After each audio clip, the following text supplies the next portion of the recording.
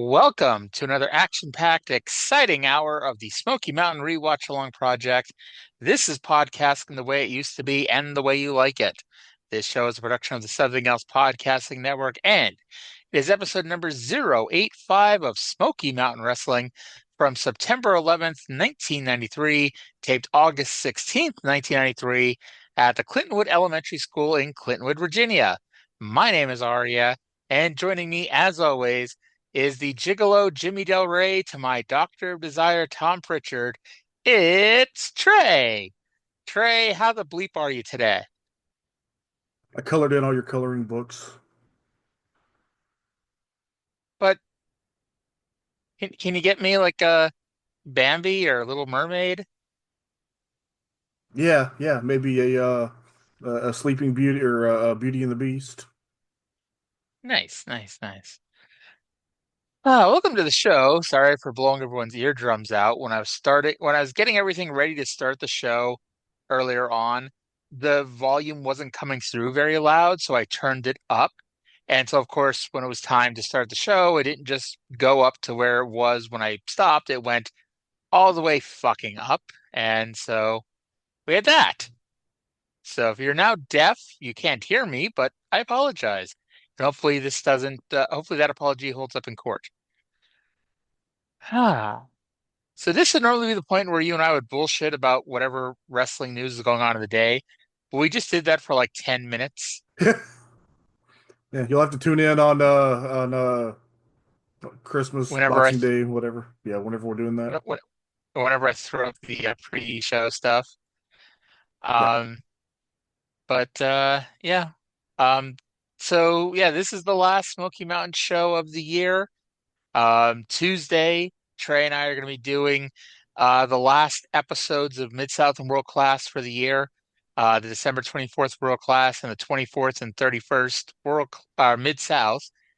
Like I said, at some point we'll throw up the pre-show. On January 5th, we're going to do a Tokyo Dome show, but then we'll be back on January 7th, and you know, go from there. So in case I forget to throw this in on Tuesday, whatever holiday you celebrate or don't celebrate, enjoy the next few weeks. Have a fun, safe holiday season. And, hey, it's the one time a year when we pretend to not hate each other. So go out, enjoy it, and be safe, with whatever you do. Happy Chris Mahana Kwanzaa. Yes. All right. Um, so we are September 11th, 1993. Um, and another good promo show. I'll be honest, I thought at overall, last week was a better promo show, but this was still a damn great promo show. Yes. We got another one of those just like several minute stretches of great promos. Yes, the show gets easy when I can just press play and hang out for 10 minutes on mute while Jim Cornette, Bob Armstrong, and Terry Funk do their thing. And Yeah. unlike last week, Terry Funk is here, although there is another instance of the show them taping too much stuff, so Bob Caudle talking about something we just saw that we didn't actually see. But of course, we'll get to that here in just a second. Um, Indeed. so let's go to the intro of this week's show with Bob Caudle and Dutch Mantell. Welcome to another exciting action-packed hour of Smoky Mountain Wrestling. Professional wrestling the way it used to be and the way you like it. Hi, wrestling fans. I'm Bob Caudle, along with my partner here, Dr. Dirty Dutch Mantell. And we got another exciting hour for all you wrestling fans this week. Dutch, every week, Smoky Mountain Wrestling. What was that, Dutch? Nothing, just a scrap piece of paper I have. I tell you, it just gets better and better. This week you're going to see the Armstrongs. They're going to be in action. Chris Candido also will wrestle. We're going to hear more from Jim Cornette, Bully Barb Armstrong, and also for Terry Funk, the former NWA champion. We're going to hear from Kevin Sullivan, the Dirty White Boy. They're going to take on the Rock and Roll Express right here. What have you got for us on Down and Dirty, Dutch? Oh, Down and Dirty with Dutch today. It is going to be a first wrestler's court. You've heard of Judge Wapner. I'm Judge Mantell. I'm going to bring out Primetime Brian Lee, Tammy Fytch, Ron Wright, and the Dirty White Boy, and we're going to get to the bottom of this. We're going to bring them all back together, and we're going to see who rightfully owns $20,000. Right here. I got to see that, you being the judge. And what about our Beat the Champ? Our Beat the champion, of course, is Jimmy Del Rey. For his opponent today, for $1,000, will be Jason West facing Jimmy Del Rey today in the Beat the Champ contest. All right, fans, we're ready to go with action. Let's go down to the ring. All righty. So I'll be honest, when they announced the main event, Rock and Roll Express versus Kevin Sullivan and Dirty White Boy, my interest was definitely piqued. I thought that Yeah. sounded like a pretty fun little match. Um, Not to spoil what happens, but that's going to go down in history as the new greatest tag team that never was. Kevin Sullivan and the Dirty White Boy. yep. Who knows? Maybe they'll team up in the future, but Hope we'll so. see how that goes. And of course, we're gonna have Wrestlers Court on Down and Dirty as Mr. Ron Wright, Dirty White Boy, Primetime Brian Lee, and Tammy Witch with a capital B will be there to discuss what to do with this $20,000. Indeed. Um, By the way, Dutch's signs this week were Bob thinks he's so good. some weeks are better than others with those signs. Yeah. All right, so we go to our opener. It is Scott and Steve Armstrong versus the Dark Secret and Mike Sampson. Yes, this is the same Dark Secret who is Brian Armstrong, the same Brian Armstrong who was on this show as Brian Armstrong a few weeks ago, is now back under the hood as the Dark Secret. Don't you hate when brothers feud? Um, Uh, I don't know. It's worked out before. anyway, Caudle talks about he's nervous about who the new commissioner of Smoky Mountain may be after the Knoxville show this weekend with Jim Cornette and Bullet Bob. And the Armstrongs won with their combo spinebuster missile drop kick on Dark Secret. It was definitely the opener of a early 90s wrestling TV show. I uh I tried to come up with a joke about the Armstrong family having a dark secret, but I got nothing. I can't imagine what joke you could possibly come up with. But speaking of Scott and Steve Armstrong, they've made it over to Bob Caudle for a promo. With us right now, here are the Armstrongs, Scott and Steve. And Steve, we mentioned earlier, you guys look ready for the Bruise Brothers. I think you're prepared. Well, Bob, like you just said, we've been in the gym. We've been training harder than ever. And as you just saw, that was a big old man that just took a Tennessee torpedo, that's what we like to call it, right in the mush. And when he goes down, he was every bit of 6'6" and 260. Bruise Brothers, y'all a little bit bigger and a little bit badder, maybe. But that's all right, because that does nothing but give us more reason to get in the gym and train harder and do it better. And today in Knoxville at 3 o'clock is when it's all going to come to a head. That's exactly right. Cornette's big down deep in his bag of dirty tricks again. And Bullet, I hope you tear Terry Funk's head off this afternoon, boy, at 3 o'clock. And just like he said, he can climb up on that top rope, and Bruise Brothers, he can drop kick you right in that Harry and the Henderson looking head of yours. All right, the Armstrongs, they're primed and they're ready, fans. I know I keep saying this, but there's a reason Scott and Steve Armstrong never make it any higher than they are. And it's not due to a lack of in-ring talent. They're just not, like, honestly, I've said this, and you weren't here for the vast majority of the Dixie Dynamite run, but Steve Armstrong, or Scott Armstrong, sorry, was so much better as Dixie Dynamite. You know, his stupid, corny promos worked in a stupid, corny gimmick like that. But it's like, I don't know. It's like he, I don't even say like he's not good, like they're not good enough for a top spot even in Smoky Mountain Wrestling, in my opinion. And not, like I said, not that their wrestling doesn't warrant them a good spot, but like they don't have great personality. They're not good promos, and honestly, if their names were anything other than Armstrong, you may not know who the hell they are.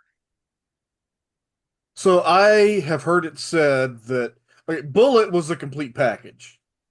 Yes. Each of the sons got one piece of the puzzle, and Brian got all the charisma. Oh yeah. And like we're gonna see Brad in a few years here, and Brad is probably the best of the in-ring wrestlers. But like, yeah, he didn't get any of the charisma either. So I just got my hands on some quality upgrades on the Mid South TV, so I was organizing those into my media server, and we're gonna get Brad Mhm. next year in Mid South.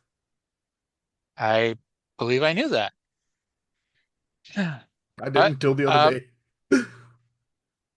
by the way, that random Brian Armstrong match that we had a few months ago, I am pretty sure that is the only time he is ever on this show as Brian Armstrong. What is Like he? Okay, does he does jobs in WCW at one point, right? he does. And he actually does come back for a fan week after him and Jarrett walk out of the WWF.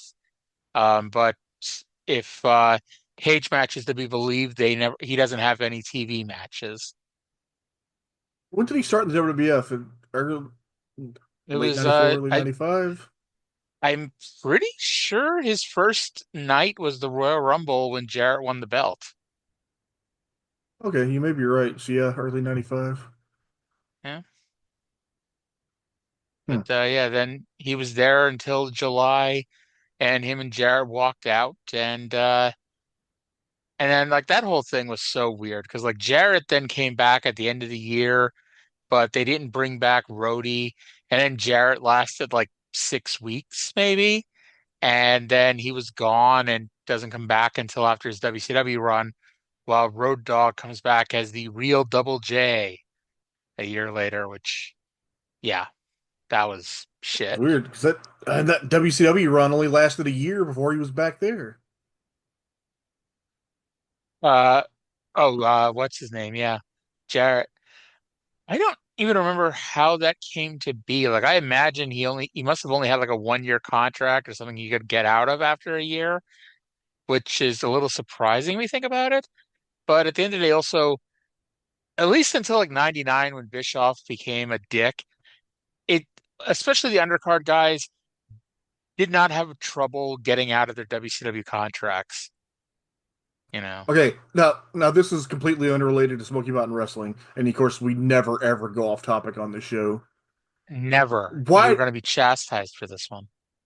why do you think Austin wouldn't work with Jarrett?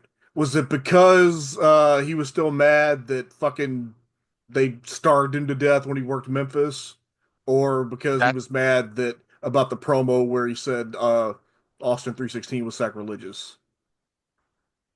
I mean, the story was always a little bit of both, that he wasn't happy with how he was treated in Memphis, and that Jarrett promo, it's like, well, if you think it's sacrilegious, then you know why would I want to try to draw money with you? Um, and it was funny because the stories he heard in when he was trying to be diplomatic about it, he'd be like, Jarrett's not over enough to earn the ability to wrestle him, which you can argue that's the case. And I remember hearing a story that Russo was trying to manipulate the situation so bad to get Austin to work with Jarrett. And there was some random angle on, I think, a SmackDown where it was when he was doing his woman beater gimmick. And for some weird reason, Russo had Austin run down and beat the crap out of Jarrett. And Austin knew what it was, that it was Russo trying to manipulate the situation to get him to work with Jarrett. And Austin went back and basically told him to fuck off with that. You remember Fully Loaded '99? Jarrett beat Edge to win back the Intercontinental title that he had lost the night before, and then immediately Yes. Austin came out and stunned him. It's been a long time since I saw the show. In fact, I honestly don't think I ever watched that show beginning to end. But I can tell you, I've at the very least seen the main event and I've seen a few of the other matches, but I don't think I've ever seen that show beginning to end yet. It is a show that for some reason was in my circulation back in the day. I think I had a copy of it pretty early. Hmm. It's not like a great show. I mean, it's fun. You know, It's not a it bad show. it was definitely a fun Attitude Era show by the looks of it. The main event, told a good story. Yeah, And at least gave a reason to have our 85th Austin Undertaker match on pay-per-view that year. and then Vince had to leave the WWF forever for like 2 months. Yes.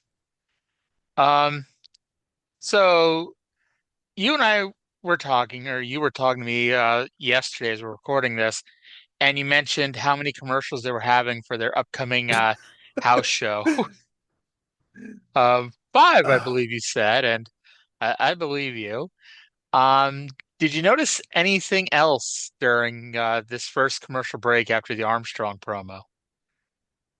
they had a hype video for the Big Apple Grapple. Mm-hmm. And did anything stand out to you about the commercial for the Big Apple Grapple on October 1st? I feel like something did, and I just don't remember what it is now. The main event battle royal, a I'm sure the winner gets some random cash prize, but the person who gets eliminated last gets tarred and feathered, which seems like a weird prize to give you to finish in second place. But either way, um, so they announced that in this battle royal on October 1st will be Jim Cornette.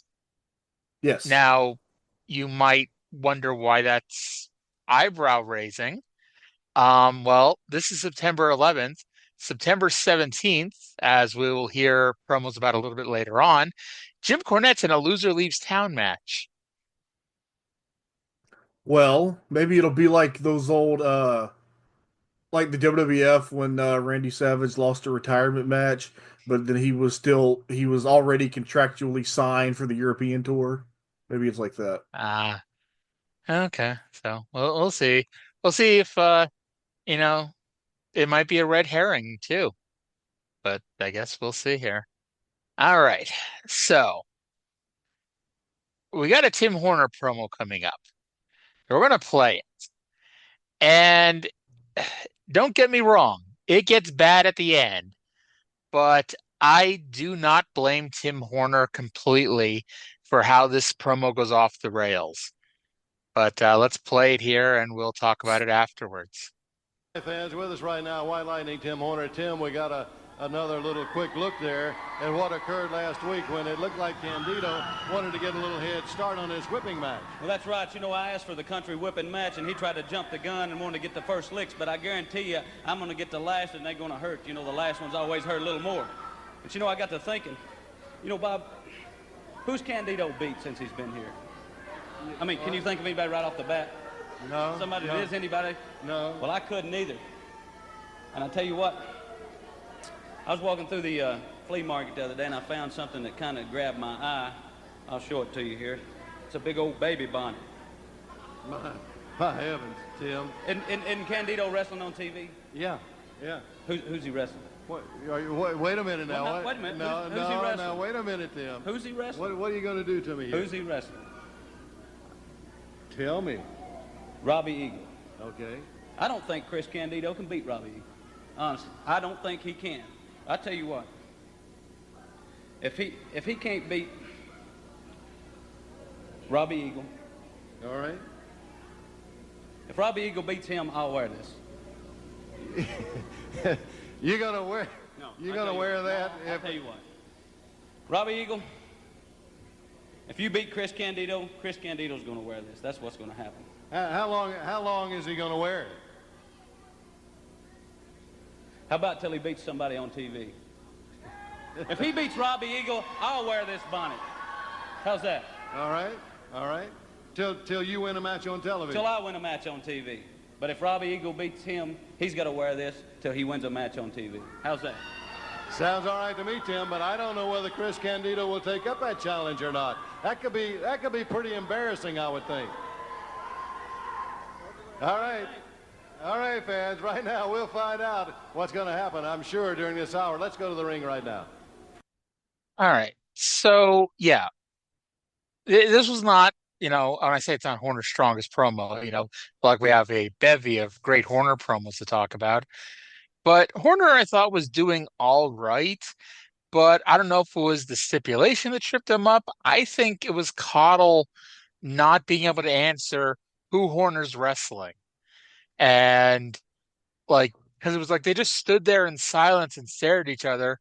And then Caudle leans in, he's like, who's he wrestling? And Horner's like, Robbie Eagle. And it's like it went all downhill from there. And Horner at first is like, if Robbie Eagle wins, that then I'll wear this bonnet. Actually, if Robbie Eagle doesn't win, I'll wear this bonnet. And it basically, this is a weird ass stipulation. Basically, if Candido beats Robbie Eagle, then Horner's going to wear a bonnet until Horner wins a match on TV. And if Robbie Eagle wins, then Candido's going to wear a bonnet on TV until he wins a match.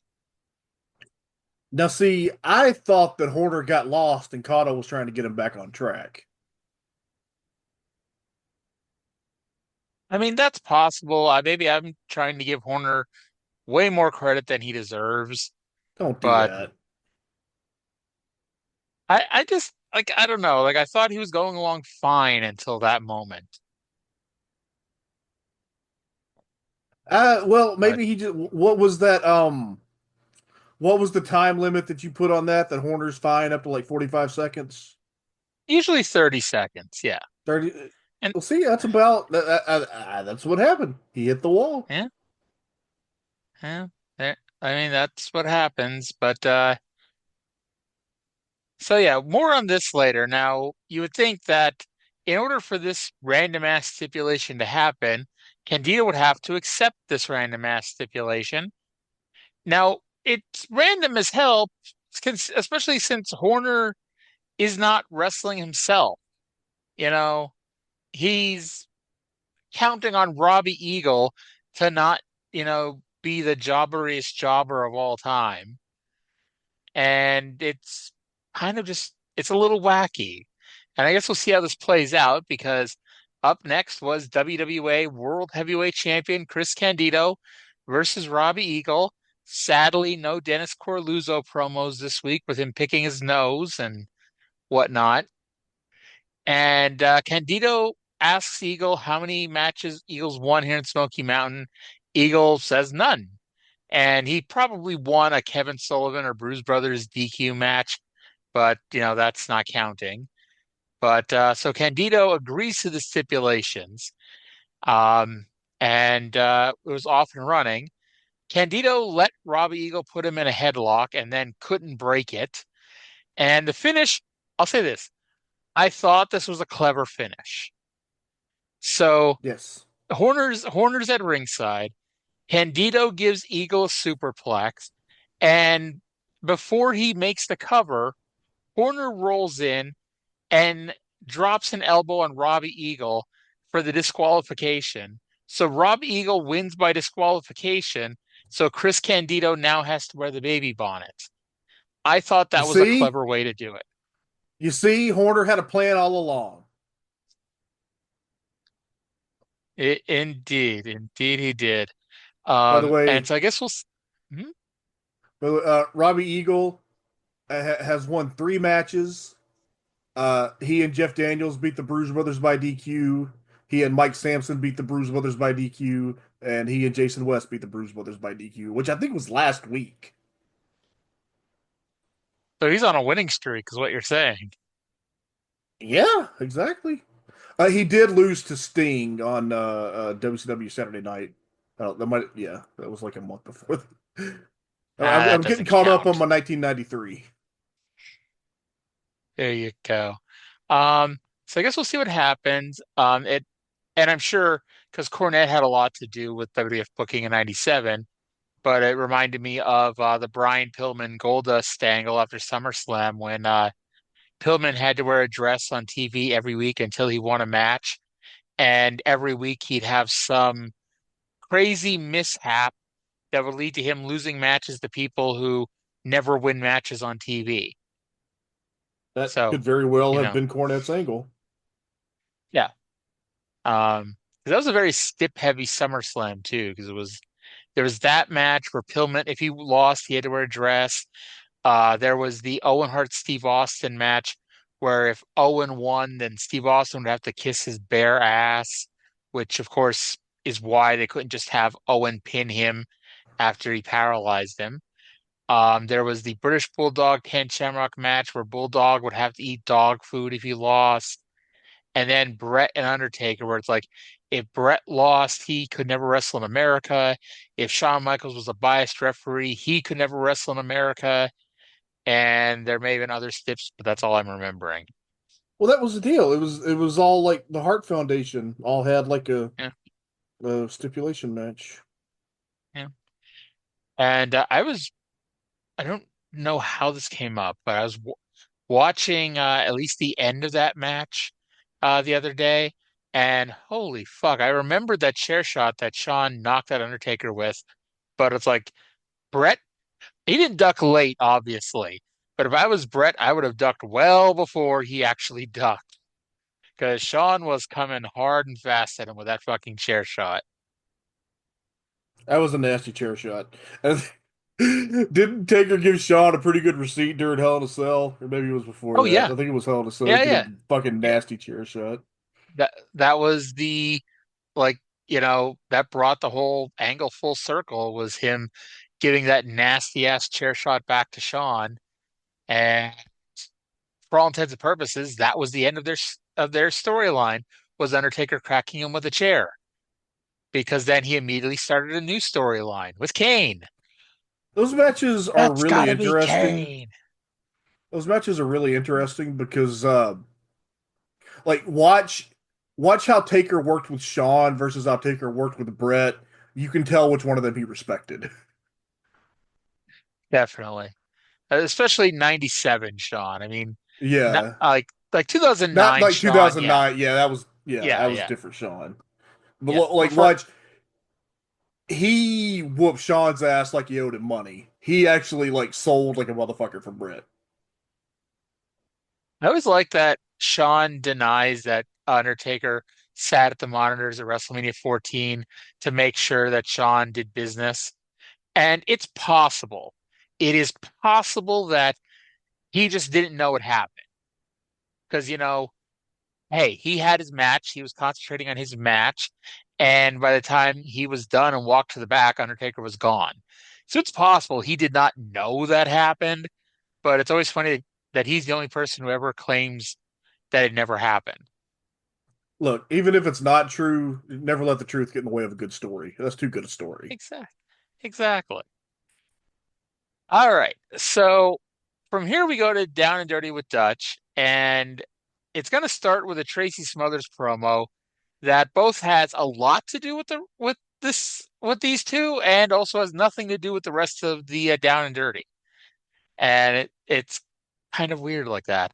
But let's go to Down and Dirty with Dutch. Hello, everybody. Welcome to Down and Dirty with Dutch. I'm Dr. Kevorkian, and you're not. Today, it's Wrestler's Court for the first time on Smoky Mountain Wrestling. My special guest out here, Ron Wright, Dirty White Boy, Tammy Fytch, and Primetime Brian Lee. I'm going to try to get them back together, but before we do that, let's go right now through the beauty of videotape and hear these pre-recorded comments from Tracy Smothers.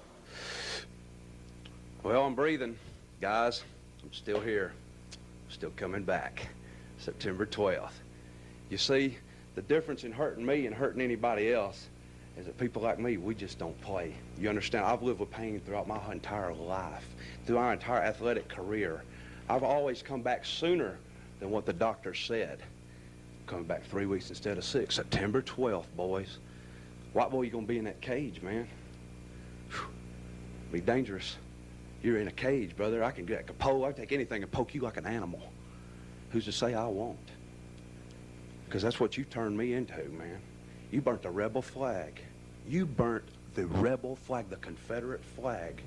You hurt my knee. Y'all did your homework. You and Prima Donna Primetime, and Tammy Fytch. Tammy Fytch, I spanked your butt in Johnson City. I tanned that hide real good for you. In Knoxville, a September to remember, September 12th, I'm going to close that fist. And I'm going to shove this so far down your throat, it's going to come all the way out your toes. Let me tell you something, lady. I'm going to light you up like a Christmas tree. I don't give 2 cents about you, Wesley College, prima donna Primetime anymore, or you dirty white boy. Put the pinstripes on, say from New York City, in your hat. Coming back, man. Coming to see you. You see, like I said, the light's on. Nobody's home. My elevator don't go to the top because I am a wild-eyed Southern boy, and it's no gimmick with me. I've picked up more hay, I've shelled more corn, I've thrashed more wheat, and I've cut more tobacco than any human on this earth. And for you not to say that I'm not capable of carrying the Southern flag, and Brian says I'm a country bumpkin, you're right. I'm a redneck, I'm a country bumpkin, I'm all the above, man. Never claimed I wasn't. September 12th, I'm going to be you two boys' worst nightmare. A September to remember. September 12th. Mark it on your calendar. Knoxville, Tennessee. Brian Lee, Tracy Smothers, and the Dirty White Boy are going to wage war, and we're going to get it on. Okay, we've heard the comments from Tracy Smothers. Now, guys and ladies, we have a controversy here over some bounty money, some $20,000. Now, I'm going to be the mediator here, and Mr. White Boy, you get to speak first. What do you want to happen? I've talked to Ron, and what we want is we want our money. Right now, we're tired of waiting around, and we're not going to wait any longer. I told you before, the money's already spent. I mean, the money's as good as spent. Next time I face Tracy Smothers, I'm going to take him out once and for all. All you have to do is sit in a cage at ringside. Sit no cage. Well, I'm not saying you want to sit in a cage. I wouldn't want to sit in a cage either. Just sit in the cage, and I'll take care of Tracy Smothers in the ring, and the money's all the way ours. Wait a minute. Let's see what Ronnie has to say. Ronnie, this is what we can do. I can give your money back this week, but then I won't be able to get that real nice dress that I saw on Rodeo Drive last week. Or we could wait another week, and I can give you another neck rub, and Brian can have another match with Tracy, and if Brian beats him and puts him out of wrestling, then everything will be fine. But if he doesn't, then I'll give you back your money. What do you think about that? Mwah. Dirty White Boy, I think we could wait maybe one more week. Oh, God. Yeah. Oh, Jesus. What are you talking about, wait? Okay, there you heard it. We'll be right back. I know I've said this before. This is legit my favorite angle in Smoky Mountain history. I fucking love this. The hot little blonde northerner manipulating the fuck out of the legendary Mr. Ron Wright. And White Boy is like, he gets it, and it's like he's trying not to stand in his idol. Like his legitimate idol in wrestling is Mr. Ron Wright. And so he doesn't want to stand in his way, but at the same time, he knows Mr. Wright's being taken advantage of. And it's just fantastic, you know? I don't know. If Mr. Ron Wright's happy, I'm happy for him. She went lip on head. She kissed his bald head there. You And think you think she kissed his other bald head later? oh, real classy, Trey. You know, we are 'Cause we're a very classy, family friendly show. You know, I hope that no families listen to this show, unless it's like, I don't know, the Addams Family, we're like a BDSM family. the Munsters. See, you're still trying to keep it innocent, and I'm bringing up like bondage and discipline and all that. I'm just trying to think of like the Manson family. There you go. There we There go. you go. But yeah, and it's funny because Tracy cut his promo, and there's absolutely nothing wrong with Tracy's promo. It was a fine little promo, but it's like it was ignored the second it ended. It's like, I mean, he's coming back for revenge, and the other four of them, I don't say they don't care, but they got bigger fish to fry right now. I would also ignore Tracy Smothers' existence if 20-year-old Tammy Fytch was standing right there. Tammy Fytch with a capital B. Yeah. Sunny days. We were talking about 97 Shawn Michaels there. Oh yeah. It, like that's like the funniest thing about the Sunny Days comment is like Shawn was fucking her. It's like I guess pot calling the kettle black here and whatnot, but it's hilarious that like he calls out Brett for allegedly sleeping with her when he's the one who was actually sleeping with her. And apparently like that was the thing that Brett was so outraged by. Dude, Brett in his book openly talked about all the women he was banging on the road.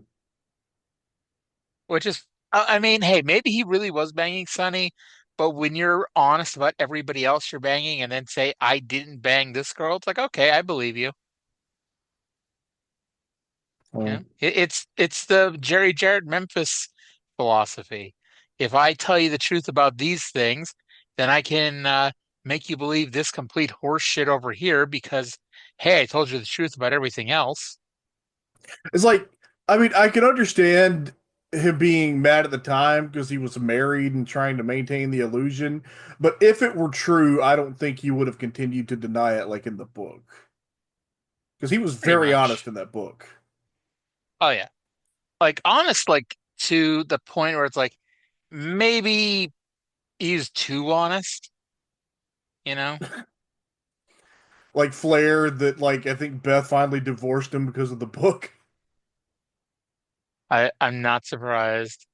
And it's funny because like that book, like the Flair book, it was all right, but it could have been so much better, I thought.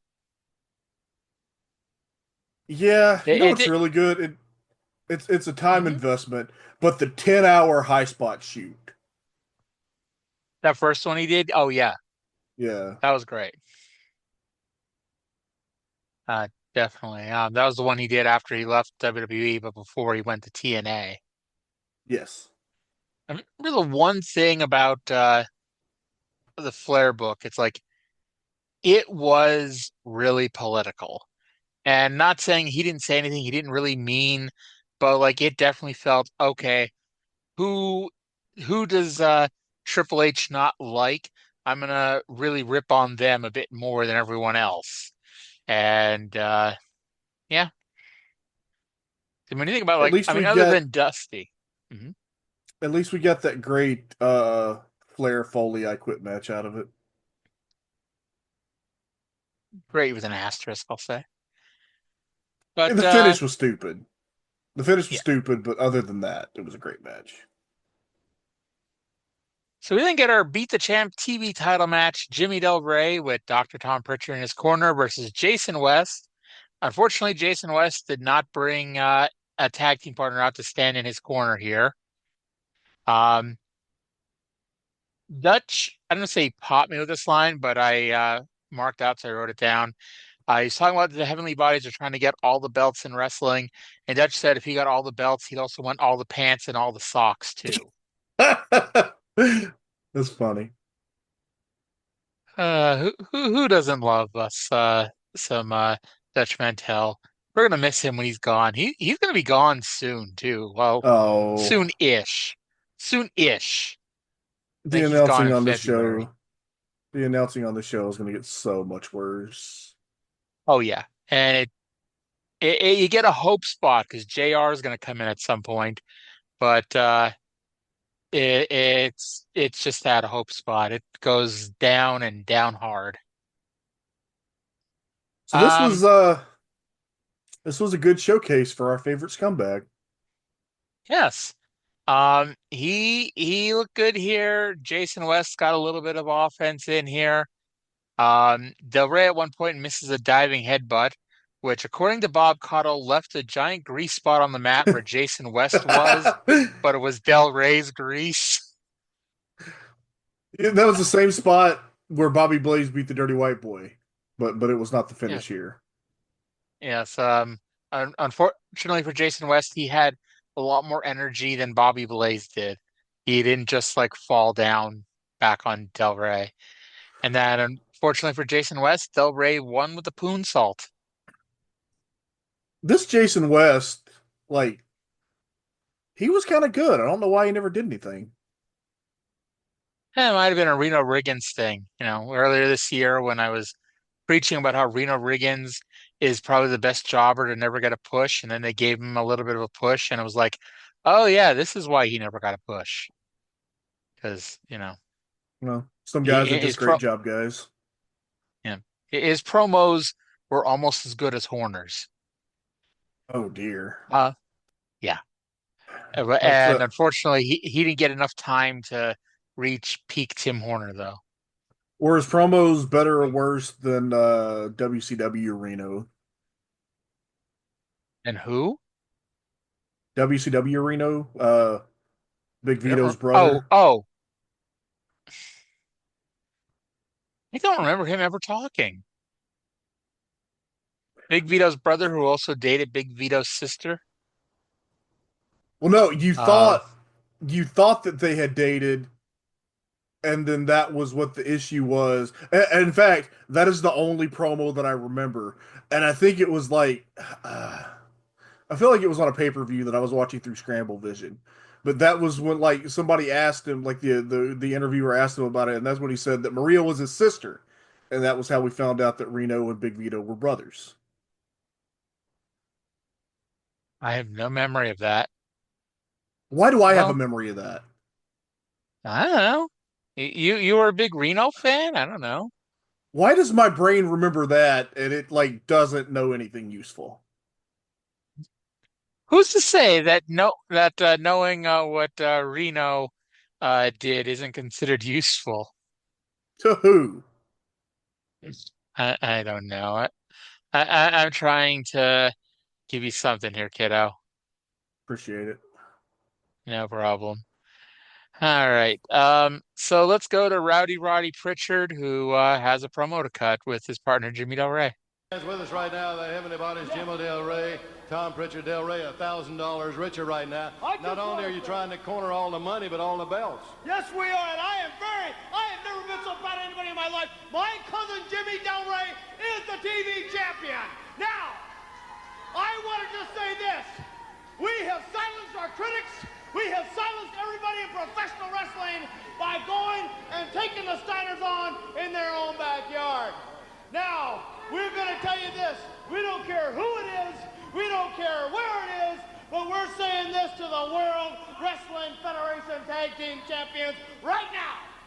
If you have any guts at all, why don't you come to a neutral place like Smoky Mountain Wrestling where you can have a traditional wrestling match in the middle of the ring? Because I can promise you this, you may come in with the belts, but you sure won't leave with them. And today, in Knoxville, Tennessee, is going to be the greatest day of our life because Terry Funk is going to destroy Bullet Bob Armstrong. And then, what's going to take place, Jimmy? Oh, how sweet it is. Our manager, the mighty one, James E. Cornette, will be back sooner than you think. And for you, rock and roll, my cousin wrote me numerous letters. What a thorn you were in his side. Well, guys, because you're a thorn in his side, that makes you a bigger thorn in my side.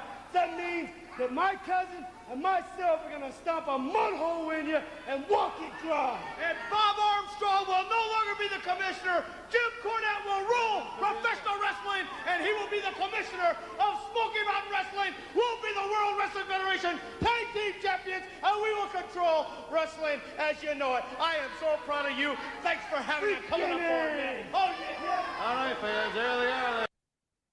All right. So I had to actually stop and think because it sounded like they were setting up the feud with the Rock and Roll Express, and I'm like, weren't they already feuding these four?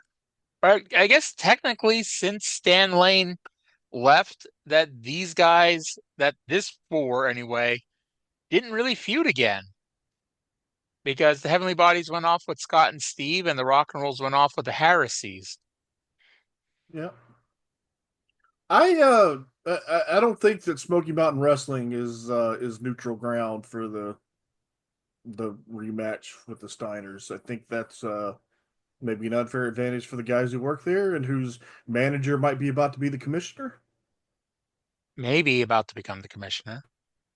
By the way, I it's neither here nor there, but the Steiners are going to drop the tag titles like in a couple of days.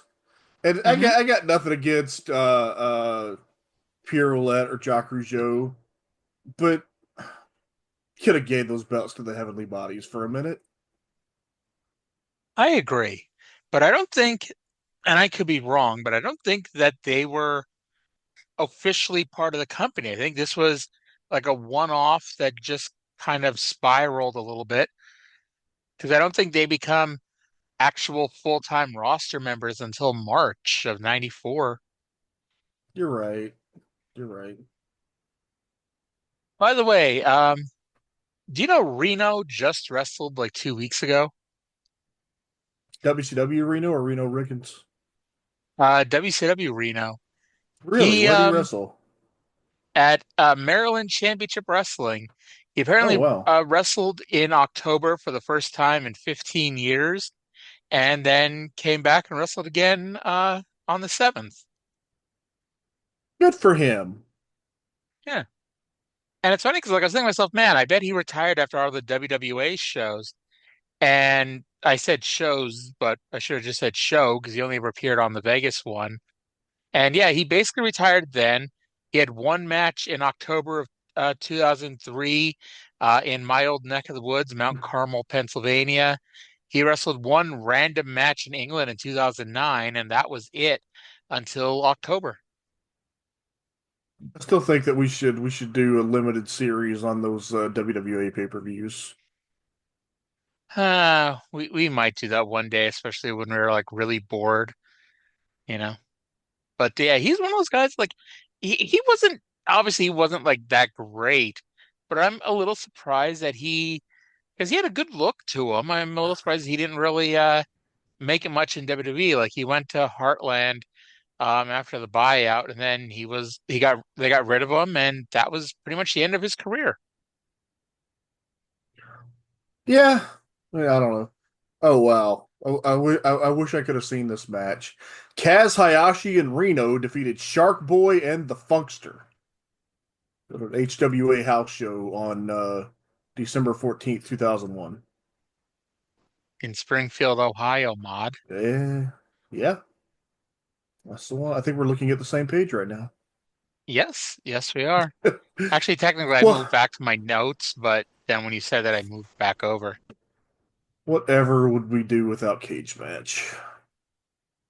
ProWrestlingHistory.com, although that's not very much on the indie shows, but actually, that's where I get a lot of my SMW notes about attendance and all that shit. Oh, really? But I did because it. yes. I have long been a purveyor of the history of WWE.com, which Hmm. also covers like WCW and ECW and Smoky Mountain and TNA up to a point. But then like Hmm. I was looking through like 93 Smoky Mountain, and after about June, there's just like nothing for a while. So I've been relying on Cage Match to get like where the TV tapings were and shit. Yeah, I use ProWrestlingHistory.com. Yeah, that was Uh, I'm gonna have to that was one of the one that's been around for a long time because I remember that one in yeah, like the fucking mid 2000s. it was Oh, it has been around wow. forever. I Oh, they have a full history of Smoky Mountain. Yep, I didn't yep, know yep. that. That's a good resource. I will be using that going forward. I like that. I found that website like I don't know if I was in college yet or not, but like when I was discovering different websites, 'cause that's how I found ProWrestling.com and RingsideMayhem.com and it's like all those random ass pro wrestling websites in the early. Actually, that's how I discovered WrestleCrap. I was just looking around for different wrestling websites, and that came up. Good I old still Wrestle remember. Crap. I don't remember Love my Wrestle first Crap. induction, but the first April Fool's induction was when they inducted Benoit and Guerrero. And Yeah, I remember that. That was the first podcast I ever listened to. Russell Crap Radio. R.I.P. Blade Yeah, Braxton. that probably was my first podcast as well.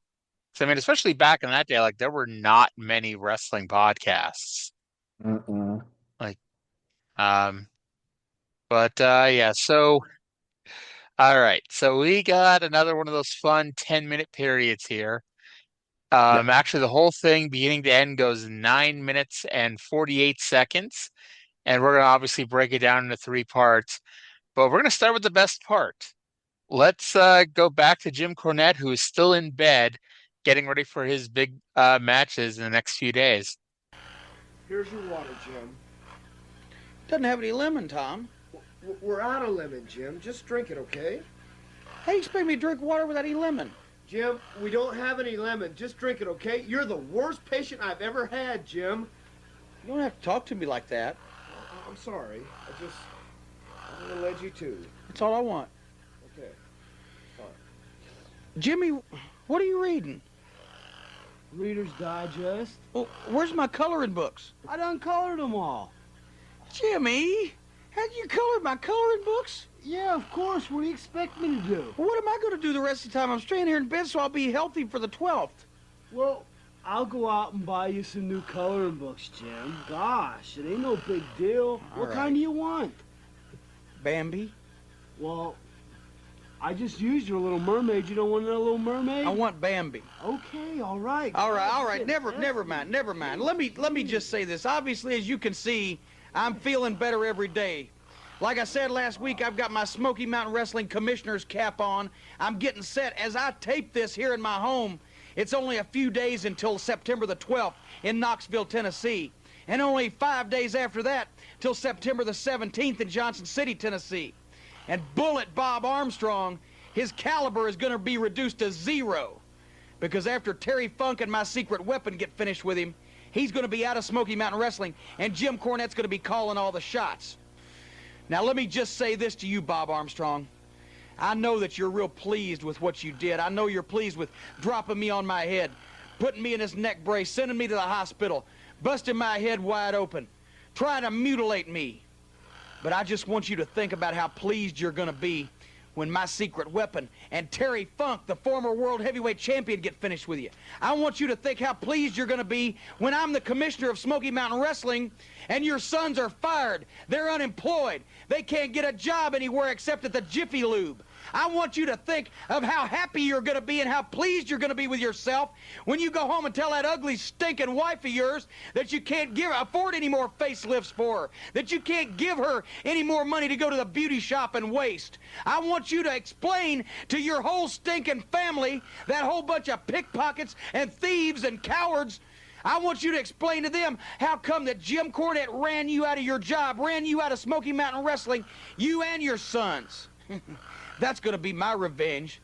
Not just seeing Terry Funk or my secret weapon beat you within an inch of your life, make you squeal and scream like you did to me. That's not going to be my best revenge.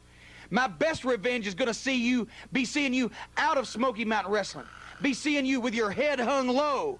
Be seeing you try to explain to all of your fans and all of your friends and all your family how that Jim Cornette did get the final word after all. Sure, I'm not going to get in the ring and get it done, but I will get it done. September. Who's the boss? You're the boss. Who's the man? You're the man. Who's the man? You are the man. And then, September the 17th, in Johnson City, Tennessee at Freedom Hall, my secret weapon. Who could it be? You know, I know a lot of heavy hitters in this world of professional wrestling. Nobody's going to find out until it's time the bodies know and I know. And that's all the people need to know. But my secret weapon's going to come to Freedom Hall.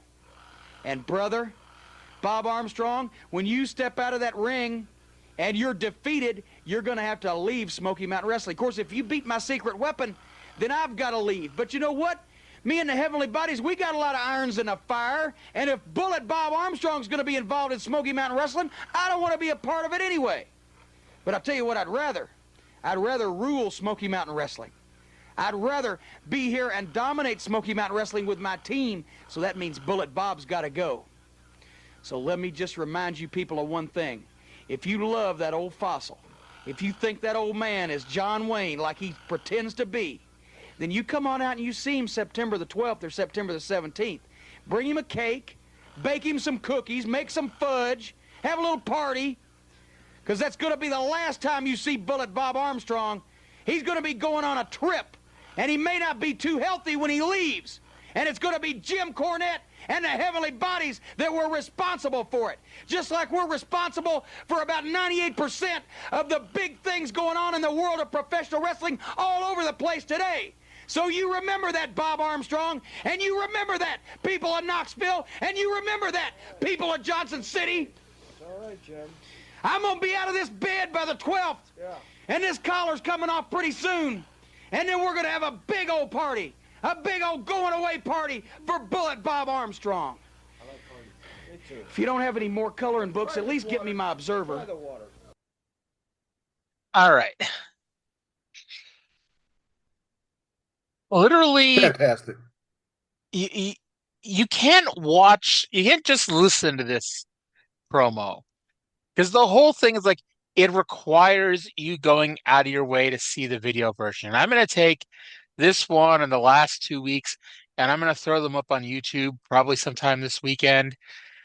This, like, oh my God, this was just A+. This was literally Jim Cornette at its finest. When you picture Jim Cornette, the character, like this was Jim Cornette. Because he's been in bed the last 2 weeks. He's been in bed with his stuffed animals. But like he's the cranky, spoiled, still with coloring books, still playing with his stuffed animals, and just like being the ultimate cranky patient. There's no ice for his water. There's no whatever for his water because they're all out of lemon. And Del Rey colored all of his coloring books. And it was a Bambi coloring book instead of the Little Mermaid one that Del Rey colored in. But then I got distracted. And I was sad when I found out that you were not distracted by the same thing I was distracted by. So during the promo, you may have heard some noises in the background. There was a little, I don't know if it was battery powered, but a little robotic moving little stuffed zebra. And it started on the right side of the bed. And as the promo's going, it's moving like an inch at a time. So it is not like obviously a fast moving thing here. And by the end of the promo, it is on the other side of the bed where Jimmy Del Rey, and if he did this on purpose, like he was the best actor in the world because he wasn't even looking when it was happening. But Jimmy Del Rey set down a bunny, and the bunny was face down. Essentially, if I'll just say it, the bunny was face down, ass up, and the zebra moving an inch at a time all the way across the bed somehow ended up in the perfect position to basically look like that the zebra was tongue fucking the bunny rabbit. And its head kept bouncing in and out of the ass of the bunny. And I was watching this happen because I was following the zebra crossing the screen.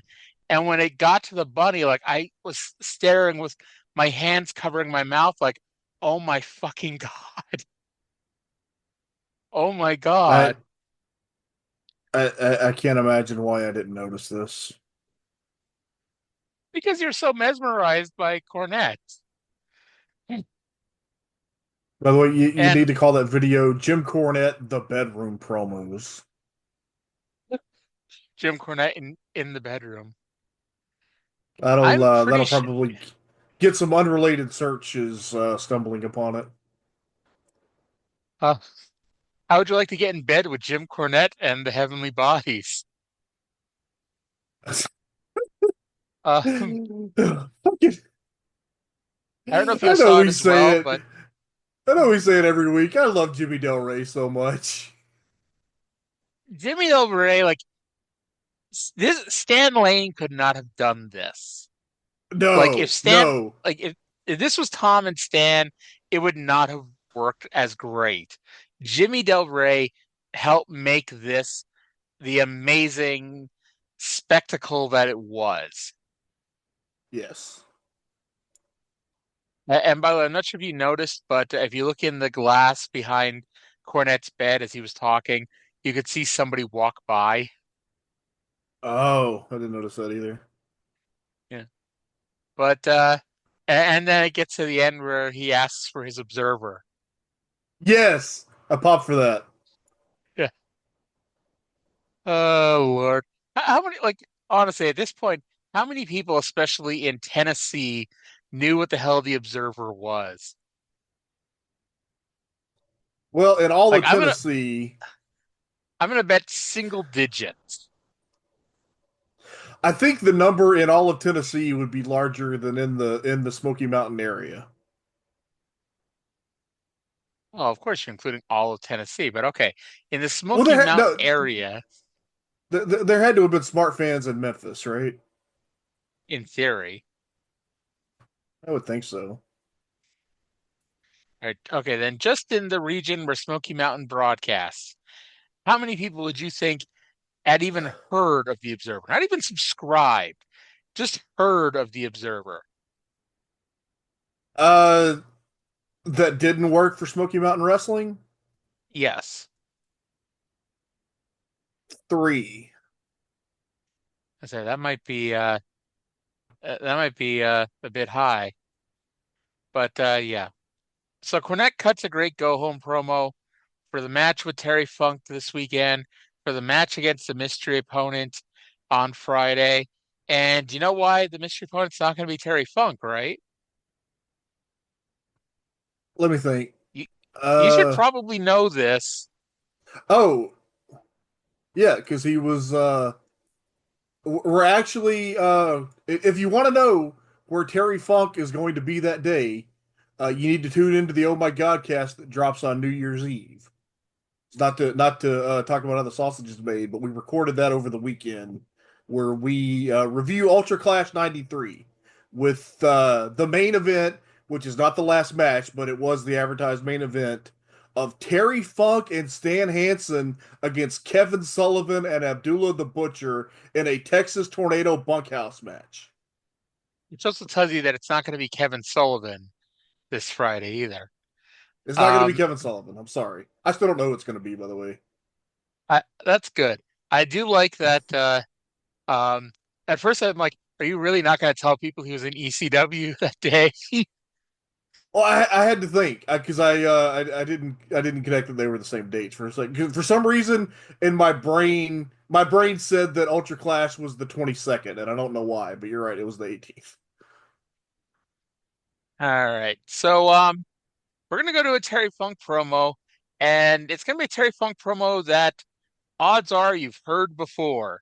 He's done this promo at least 4 times that I can think of, and that doesn't make it any less great. Let's go to the Funker. September the 12th, all of the ducks are on the line. That's right, Armstrong, yes. You against Terry Funk, the king of the Texas death matches. How can a dilapidated old man like you stand a chance against a great athlete like myself? Well, you need inspiration if you want to be the commissioner, which you will never be, because I will defeat you.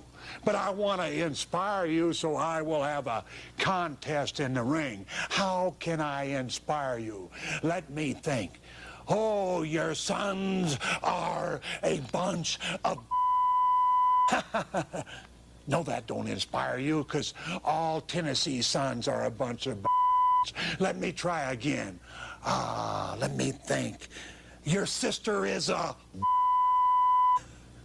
No. That won't inspire you because all Tennessee sisters are... I've got it. I know. Your mother is a... No, that won't work because no one in Tennessee has any respect whatsoever for their mothers. Let me think again. Your wife is a... No, that won't work because no Tennesseans respect their wives. Let me think again. I know. Your mistress is a because all Tennessee men have mistresses, and that will inspire you to come into the ring with me and do your best. Well, you can do your best, but when you're through, I am going to walk out of that ring and you are going to be carried out. Not on the fan's shoulders, no. You are going to be carried out a piece at a time. One tooth here, one tooth there, a here tooth, there tooth, a leg here, a bone there, and maybe an eyeball here, an eyeball there. But let me think. I can't knock out your teeth because you don't have any left since you've been taking those vitamins. Oh, yes, what vitamins? A, G, and E. I'll see you in Knoxville, Armstrong. Wasn't Terry Funk older than Bullet Bob? Probably. Let me look real quick. Bring up But good old Wikipedia here. Terry Funk the always was reliable born Wikipedia. June 30th, 1944. No, Bob Armstrong was born in 1939. Okay, so all right, so he's allowed to call Bullet Bob an old man now. But so it's one of those promos you've heard him say it before. Bullet Bob's kids are bastards. His sister's a whore. His wife is a whore. His mother's a whore. But people from Tennessee, they don't care about their kids or their sister or their mother or their wife. But your mistress is a whore. Them's are fighting words. Sad he didn't This call is. Bischoff a homo. Although there'd I be was no gonna reason bring for up that. the. I was gonna bring up the same thing. This is classic Terry Funk. Um, but yeah, it's a classic Terry Funk promo. He talks about Bob being on vitamins A, G, and E, and so all of his teeth have fallen out. And Oh, by the way, if you're only hearing the promo and you're not watching the show, Terry Funk was like, I don't know, in front of a green screen where he was superimposed over a skull and crossbones. It was so weird, but then like it's fucking crazy Terry Funk. Of course it's weird. I can't imagine that was a Smoky Mountain decision. No. But it's like I can't imagine Terry Funk sitting at home with editing equipment, uh, like, oh Dory, let's put a skull and crossbones in front of my face. But Terry didn't Uh, even know such things existed, especially not in 1993. no, no.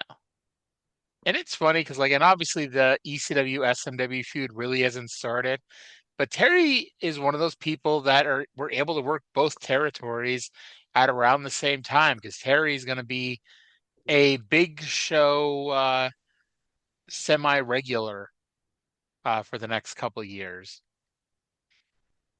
Here's the thing. Who the fuck's gonna tell Terry Funk that he can't do anything? Plus, he also has this WCW run. Like, uh, obviously, Terry Funk, huge star, but it's like he managed to be in ECW, WCW, and Smoky Mountain at pretty much the exact same time. It was also like wasn't he supposed to be one of the knights at Survivor Series this year? He he was supposed to be um I think he was supposed to be the one that Barry Horowitz ended up being. That he realized how fucking bad that match was going to be. And so his horse, he needed to go home because his horse was sick. But can you imagine? You have fucking Terry Funk, and the best idea you could come up with for him was to put him under a mask as a knight. Okay, I, I'm not gonna say that wasn't like a waste of Terry Funk, but I can understand it from the perspective of like these are people Jerry Lawler found and enlisted to help him. Like that match has to be the worst Big Show match in Bret Hart, Owen Hart, and Shawn Michaels' career. I was about to say it definitely Like, wasn't the worst Big Show match. No. But like I just watched that pay-per-view again for book 2, and that show was so bad. Like, I remember as a kid I liked that show. I don't know what the hell was wrong with me, but yeah, that was a fucking bad show. And it's like Okay. they had the Smoky Mountain tag title match in the middle of it, which sticks out like a fucking sore thumb, but it's also the match that gets the least amount of reaction. Because the very next match, the fucking Bushwhackers and Men on a Mission come out dressed like Doink, and the crowd's losing their mind for it. But the best wrestling match on the show, they're like, yeah, whatever. Best thing on that show, although I haven't watched the show in probably 20 years. I rented it on a VHS tape. That was the last time I watched it. But the best part on that show was Undertaker opening up his overcoat and he has the Betsy Ross flag sewn into it. And that was from Superstars the week before. Oh, okay. Well, fuck Survivor Series 93 then, I guess. Well, I mean, they showed video of it.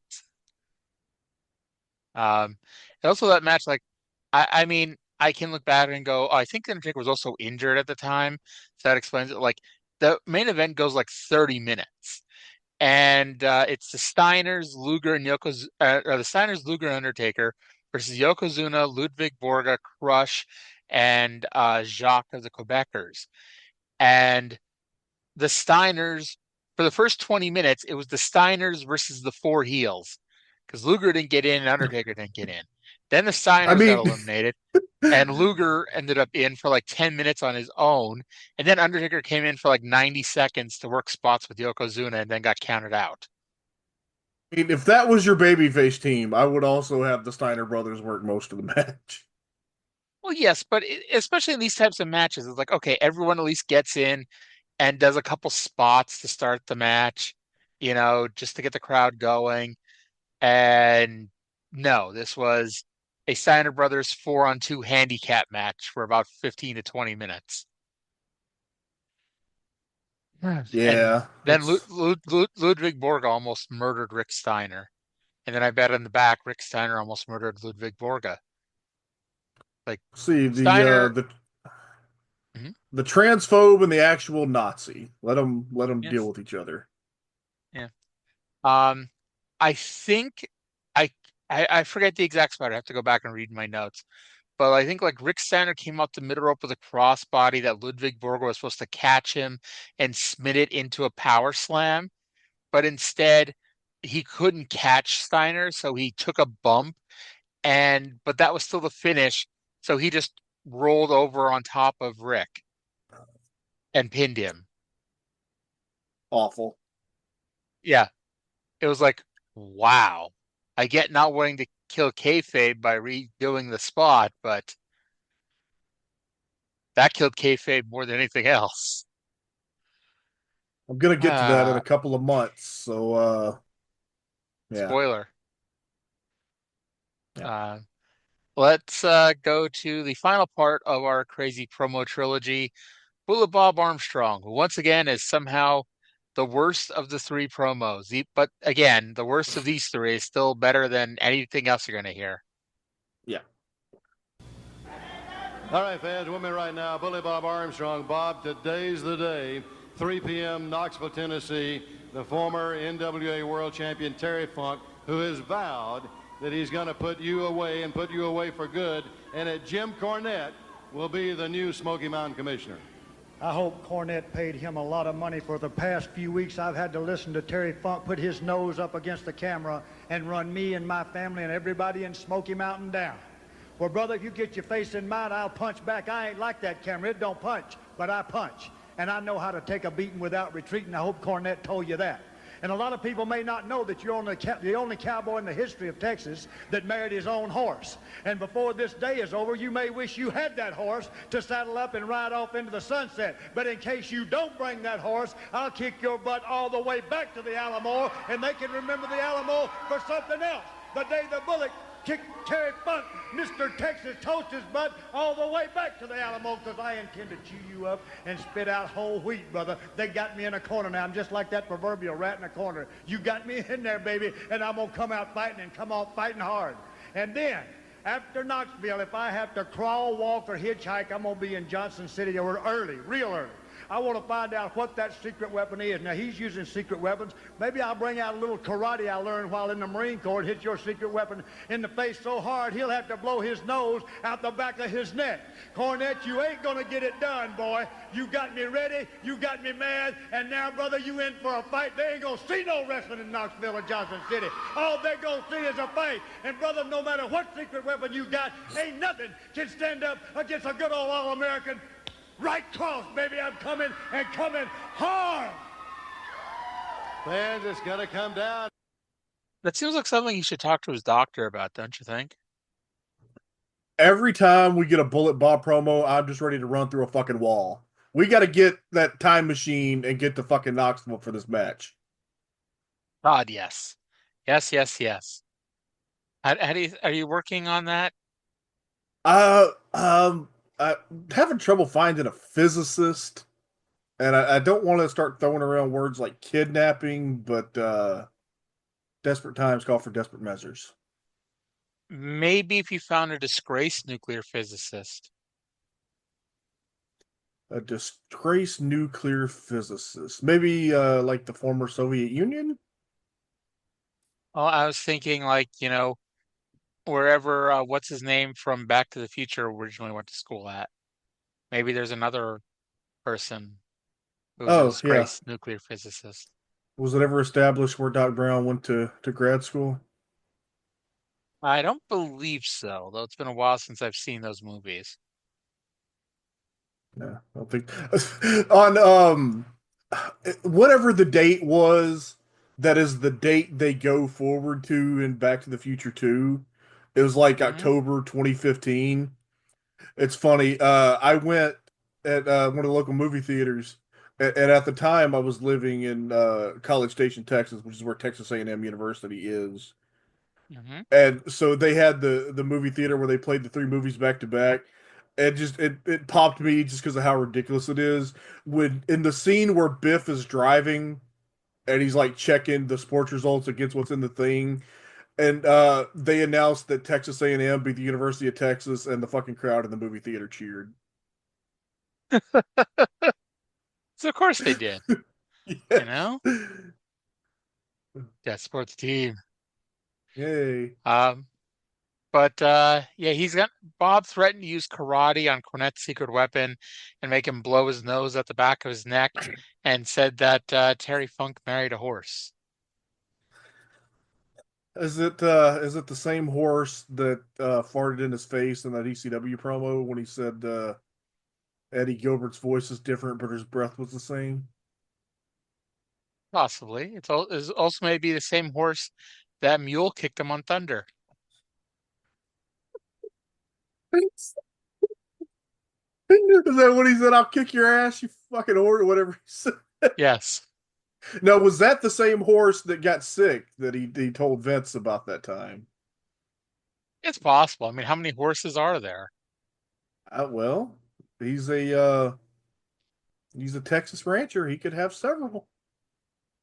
Possibly. Maybe he got the horses when the Von Erichs did the Von Erich thing, and David's horses especially needed something to do or somewhere to go. Maybe. During the local promos, Brian Matthews said he'd like to say hi to everyone watching Smoky Mountain Wrestling. Hi, Brian. He's such a polite young man, isn't he? Yeah, good fellow, that Brian. And you can hear him on whatever fucking radio station that is that they said on commentary. Yes, Dutch plugged the radio station, and I didn't make note of it. I think it was during the opener. I don't think he's still on there. Is he still on there? I don't know. He I could have be. no idea. Rock and Roll Express versus Dirty White Boy and Kevin Sullivan with Mr. Ron Wright in their corner. I should note that the Rock and Roll Express have their hair but no belts. But no, this isn't due to them reneging on a stipulation, just that this match really should have aired last week or the week before, but instead it aired here after the hair versus title match. Speaking of the hair versus title match, the Harrises hit the ring screaming and throwing stuff around. So White Boy left the ring and generously offered them the match. Sullivan was okay with it.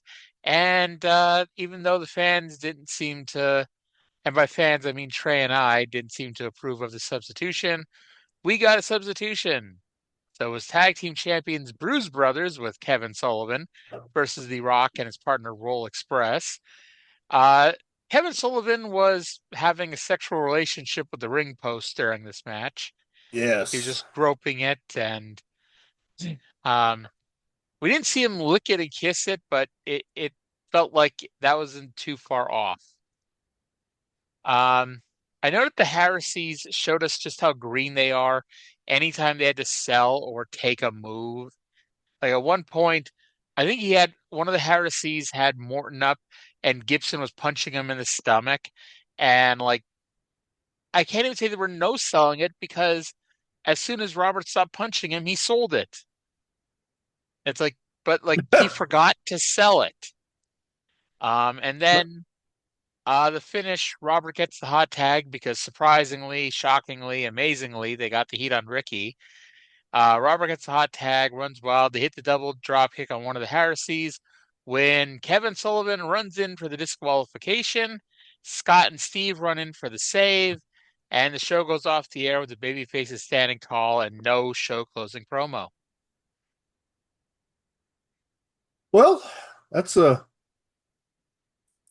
bitter note for the show to end on. Can I talk about what happened at the Ultra Clash when Terry Funk and Stan Hansen took out Abdullah the Butcher and Kevin Sullivan? Because it was so fucking stupid. Well, do you have anything to say about this match first? No. Okay, then tell us about the Ultra Clash main event. Okay, so the original match was supposed to. By the way, if you're listening to the Oh My God cast and you don't want it spoiled, skip ahead about I don't know a minute, 2 minutes. So it was originally Stan Hansen and Terry Funk against Eddie Gilbert and Abdullah the Butcher, and then Gilbert quit, so Kevin Sullivan was like the replacement. So they have this match, and again, this is a Texas Tornado bunkhouse match. And they're hitting each other with shit and all kinds of crazy stuff. The match went about 7 minutes and ended when Eddie Gilbert hit the ring and hit Terry Funk with the chair for the disqualification. And now, to their credit, Joey Styles did explain you can use whatever weapons you want, but you cannot use any outside help. Which I would be fine with that as an explanation if like 2 matches later they didn't have people interfering in full view of the referee for like to no effect. But anyway, so Eddie Gilbert and the Dark Patriot attack Terry Funk and Stan Hansen. They kick their asses to the back, and then for absolutely no reason, Kevin Sullivan starts beating up Abdullah the Butcher.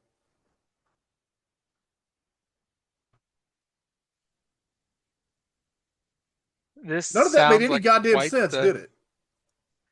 It did not. Like I know It the story was because, like, we'll get to it. Eddie, this weekend in wrestling, Eddie Gilbert stepped down as ECW booker, but all that extra stuff I did not know about because I knew like there's some bullshit. Because didn't Eddie Gilbert cut a promo or something during Ultra Clash? Like they were letting him yes, do a goodbye promo, but he went off the rails with it. and he did. And by the way, that promo is was not on the tape. But anyway, he went off the rail and said whatever he said. Paul Lee dressed down Eddie in the backstage, and then apparently Doug got mad at Paul Lee talking to his brother like that, and just, hit a bunch of shit with a bat. Apparently, Now, when you say Paulie, obviously you're not talking about Smoky Mountain jobber Paul Lee, but Paul Heyman. Paul E. Dangerously, yeah. Paul Heymanously. Uh, so 85 down, 115 to go. We're 42.5% of the way through Smoky Mountain Wrestling. So in 15 more, we'll be halfway, if my math is right. Yes, I had to consult a mathematician and somebody with a master's in science to figure out that 85 plus 15 is 100, and that's halfway to 200. Now, can you give me their contact info? Because maybe they could help us with this time machine. Unfortunately, I lost it. Dadgummit. What happened this week in Yeah. wrestling? So the NWA, we talked the last week about the NWA making that they were going to make an offer to WCW to allow Rick Rude to beat Ric Flair for the NWA World Title, provided Rick Rude comes to an NWA house show and loses to somebody of their choosing. The NWA made that offer to WCW. WCW did not even bother responding. What WCW did instead was just stop using the NWA name and just referring to the Flair Rude match coming up as a world title match without saying an NWA world title match. And the NWA, and believe me, when I was a kid, I had no idea about this whole thing going on, and I just thought it was an NWA title match because that was the NWA's argument that they've done such a good job or an adequate enough job at promoting that this is an NWA title match, that Ric Flair is the NWA champion, that not saying the letters, no one will notice. They'll just think it's an NWA title match. The NWA has scheduled a hearing to get a restraining order on September 15th to ask the courts to demand that the upcoming Flair Rude match not be referred to as a title match. Not just an NWA title match, but a match for any title at all.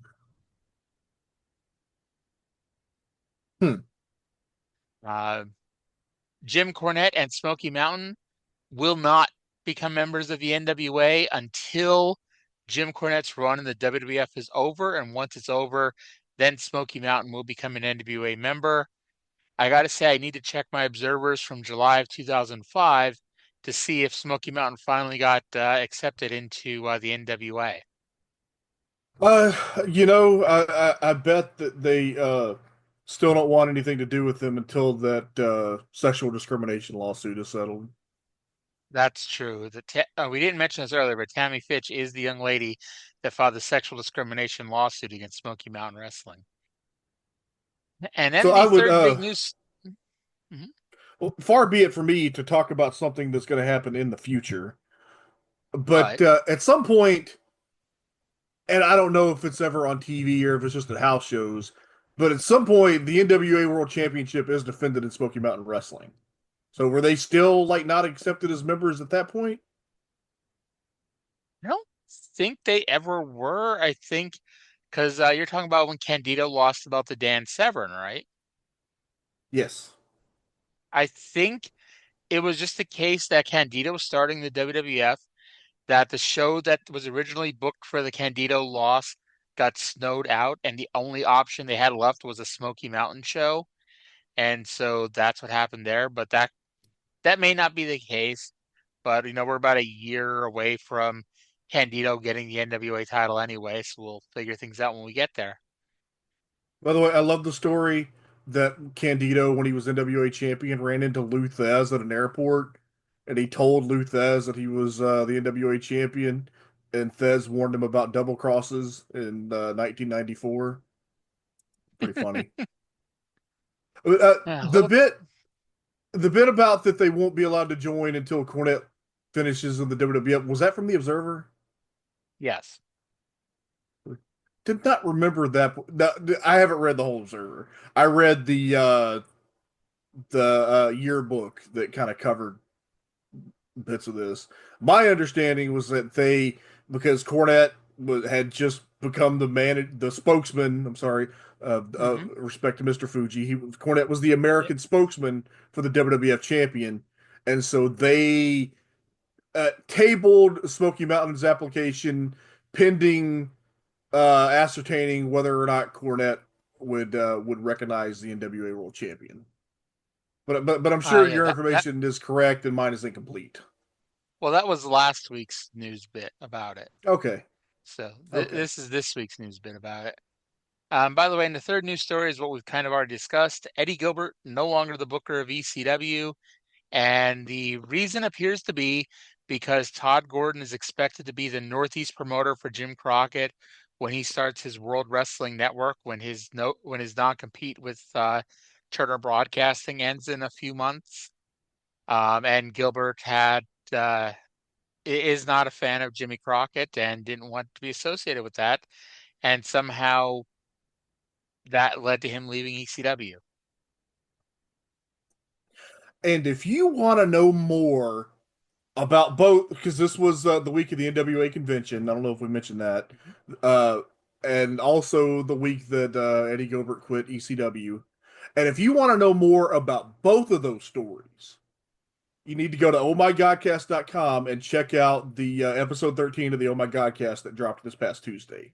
Because uh, we discussed the NWA thing very briefly. I actually go into some depth on the Eddie Gilbert thing and actually read what Todd Gordon wrote in his book about how and why Eddie Gilbert quit ECW. Interesting. Interesting. So, yeah. Uh, go check out the Oh My God cast. Before we finish things up, do you have anything else you want to say to the fine listener out there? Just hope you have a happy and safe holiday season. All right. I was expecting you to say more. All right. So that's going to do it for this week's show. Thank you to everyone for listening. Hope you all enjoyed it. And we will talk to you again in 21 days. Happy Kwanzaa.